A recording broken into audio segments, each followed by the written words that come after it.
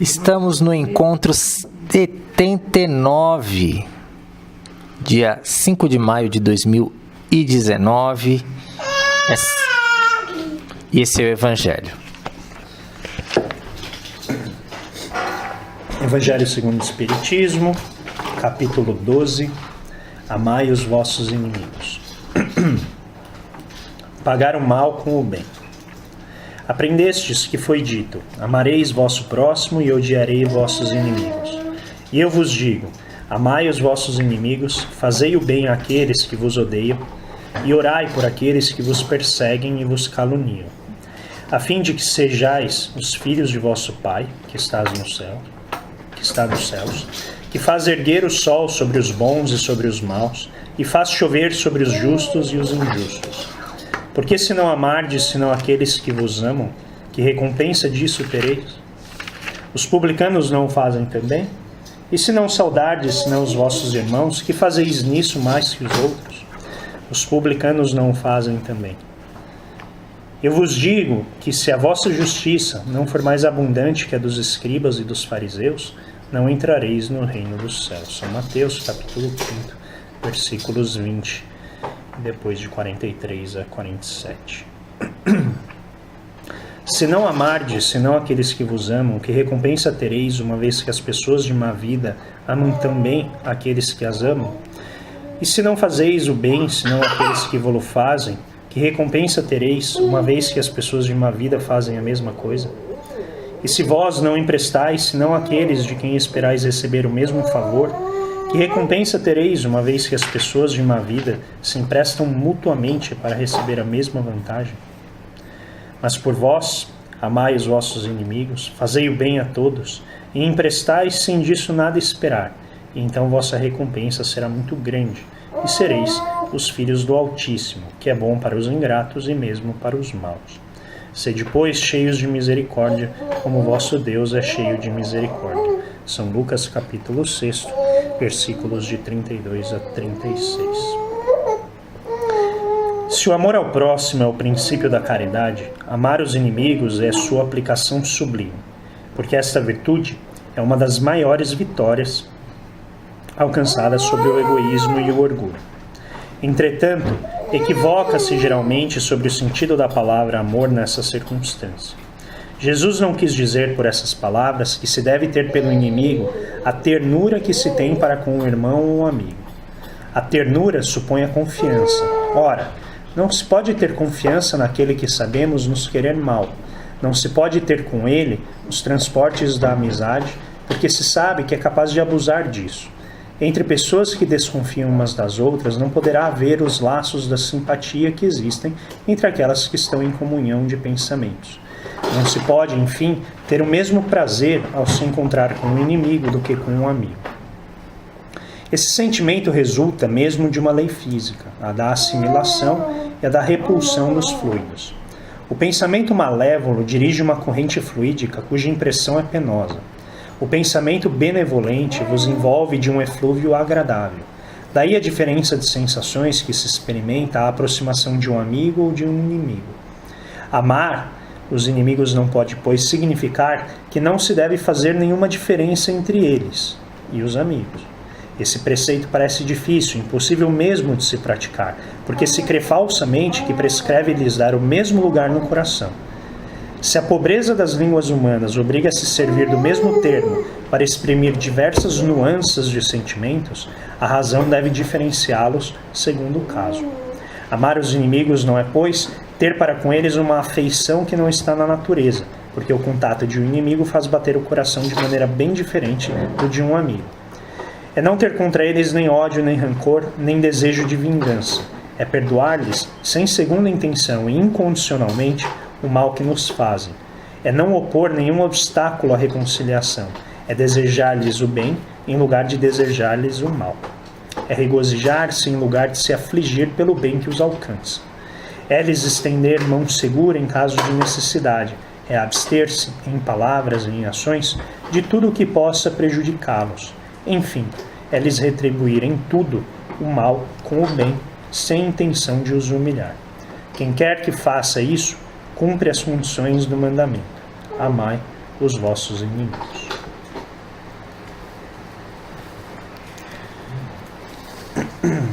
Bom, esse texto é bastante recorrente, né, nas nossas leituras, e eu acho que não é à toa que ele cai para um mundinho como o nosso, um mundinho presídio, né? Está todo mundo aqui em regeneração, buscando justamente ampliar as formas pacíficas de convivência, deixando para trás, né, a animalidade que nos caracteriza nas fases iniciais da evolução. Então esse texto ele é muito interessante e é sempre renovador relê-lo, porque ele mostra que a ideia de amar não implica necessariamente conviver. Então, frequentemente as pessoas recitam esse trecho da Bíblia dizendo: não, você deve amar os seus inimigos, e com isso ser ingênuo, tolo, e muitas vezes deixar, né, uma serpente entrar na sua casa de uma maneira indiscriminada, de maneira pouco vigilante. Quando na verdade o que Jesus está colocando é: não se ligue ao mal que aquela pessoa produz. Não necessariamente é um mal que ela produz intrinsecamente, ela pode produzir porque há uma falta de afinidade, né, entre as duas pessoas. De maneira que a tolice, a ingenuidade confundem o amar, né, que é um princípio mais amplo, mais geral, de não causar mal, com o ter ternura, ter afeto, gostar. Então, para mim, recentemente, nos últimos anos, o termo gostar foi ganhando um peso e uma importância muito maior no sentido de convivência do que o verbo amar, né? Porque amar você faz, né, por dever com todo mundo. Agora, gostar é algo que fica, né, cativo àqueles com quem você tem afinidade. E aí, nesse sentido, eu acho que é um exercício diário importante a gente conseguir discernir essas dimensões de sensação, sentimento, porque elas falam muito sobre a gente, né? Quando a gente sente essa corrente pesada vindo de alguém, sempre a questão que se levanta é: eu estou recebendo ou eu estou emitindo, né? Ou será que isso é resultado dos dois, né, dessa união? Então fica aqui um pontapé inicial para colocar que amar não necessariamente implica, né, ter afeição ou ser ingênuo, né, em receber algo que potencialmente vai te fazer mal. Vou fazer só a primeira pergunta. Hoje é perdão também, né? E amor. Bom, conectadíssimo. Antes de saber a matéria, conectadíssimo com a... E aceitação. E aceitação, para fechar com chave de ouro. Muito conectado com o estudo do Evangelho de hoje, e tem a questão, quando o Evangelho fala de amar os nossos inimigos, e eu venho digamos, eu tive um outro grupo de estudos essa manhã, e de certa forma a gente estava falando de uma coisa que eu acho mais palpável, mais real e tão necessário quanto, que é aceitar o diferente, lidar com o diferente, né? Às vezes, o que as pessoas hoje chamam de inimigo simplesmente é uma pessoa que tem valores diferentes, que tem ideias diferentes, que se comporta de maneira diferente do que eu me comporto. E essa pessoa, ela tem o direito de ser assim, tem o direito de pensar assim, tem o direito de ter esses valores. Eu não posso tolher esse direito dela. E faz parte, a aceitação é uma forma de amor também. E talvez a primeira forma desse amar o inimigo seja aceitá-lo, aceitar a sua existência, o seu direito de ser. Acho que esse é o que eu queria falar no Evangelho.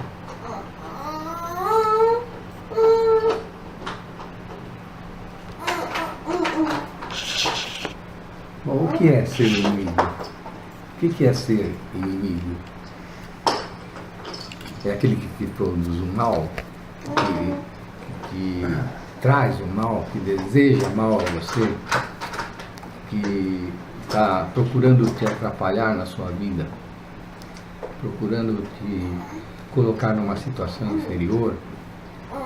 Então, todo esse tipo de inimigo que você acaba de falar, que não comunga com as suas ideias e que você tem que respeitar, como ele deve respeitar as suas. Então, esse tipo de inimigo é o que a gente deve perdoar. Porque existem inimigos que nos produzem muito mal. O que está acontecendo por aqui, nessa terra, realmente, destruindo famílias, provocando mal-entendidos, aproveitando do poder para se completar, para se enriquecer.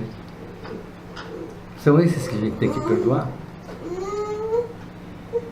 Eu acho que se a gente tem que perdoar de uma maneira, como se diz, que ele não te provoque mal, certo? Não te traga mal.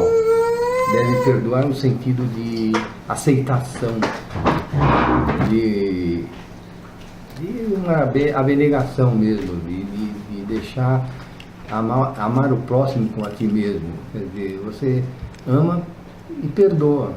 É o simples fato de perdoar. Eu acho que é isso que eu queria falar. Eu acho que basicamente é não desejar o mal a alguém.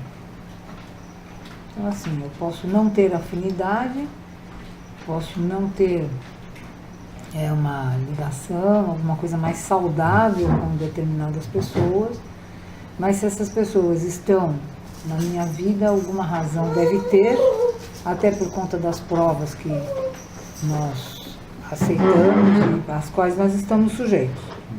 Então, assim, eu acho que o básico é não desejar o mal.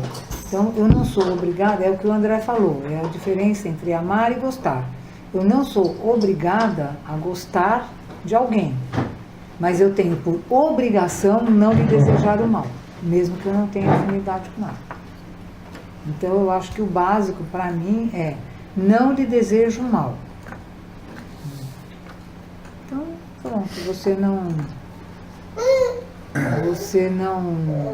não desenvolve um sentimento ruim e não deseja o mal e toca para intimamente você fica bem. É vida que segue. Eu acho que é isso. E tem talvez uma implicação adicional que diz respeito à superação do orgulho, do egoísmo, que é quando tem a ver com a pergunta que você fez, né, Suzana? Quem que é o inimigo? O inimigo é aquele que contraria os nossos interesses, contraria as nossas idealizações. Então, em essência, esse é o inimigo, né? É aquele, você colocou muito bem, dificulta a nossa vida, que você até colocou numa categoria até mais especial, assim, que impede o nosso avanço. Mas vamos pensar de uma maneira mais geral, né? O inimigo é aquele que impede que a realização das nossas idealizações, a realização dos nossos desejos, dos nossos impulsos.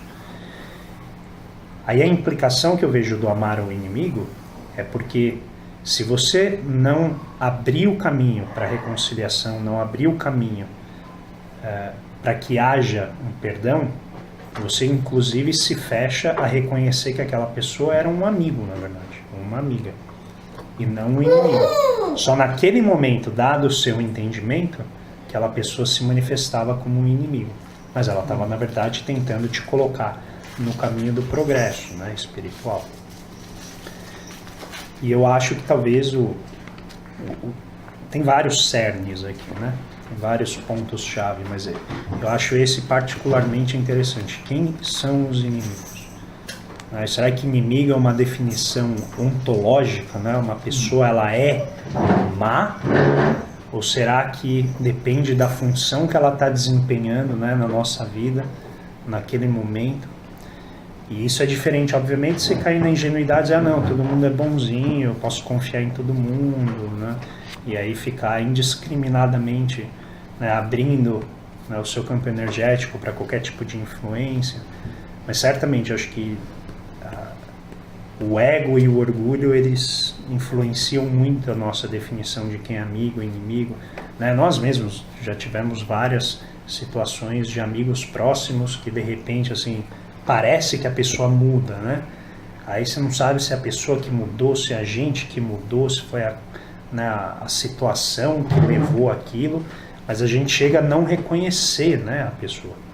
Parece que não é aquela pessoa próxima, afim, né? E aí fica fácil de a gente, né, dizer, é um inimigo.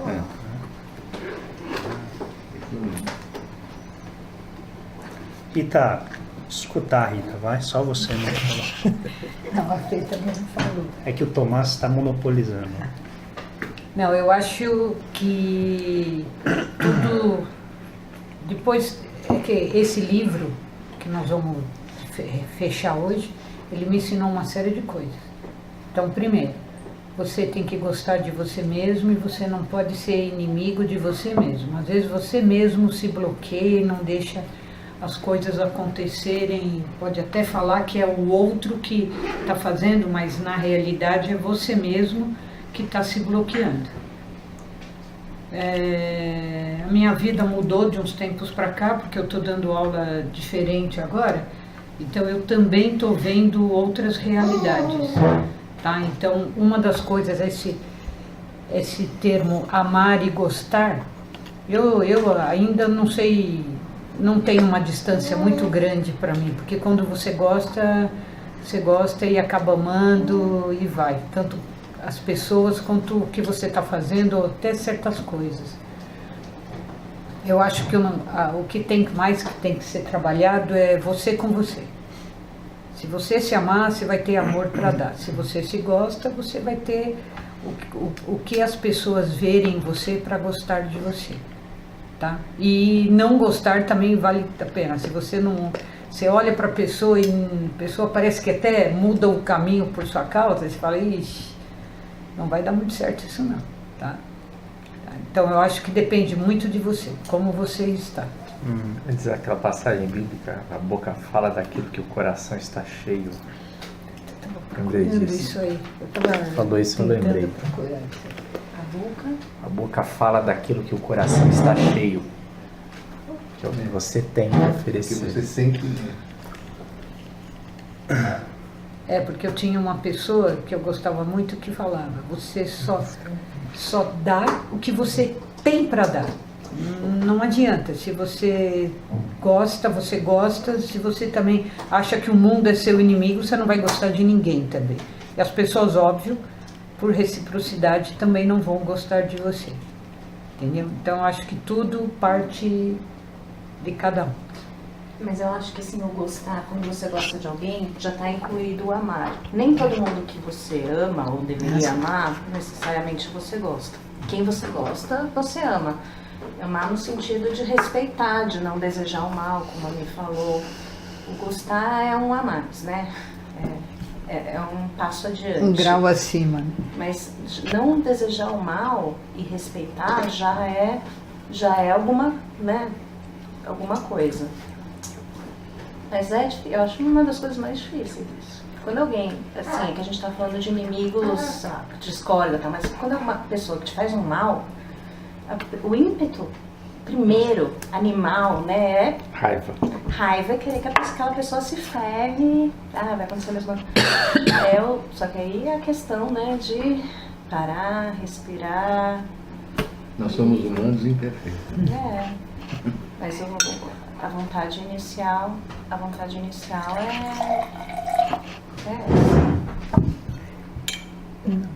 Só para tirar do meu, não estou muito...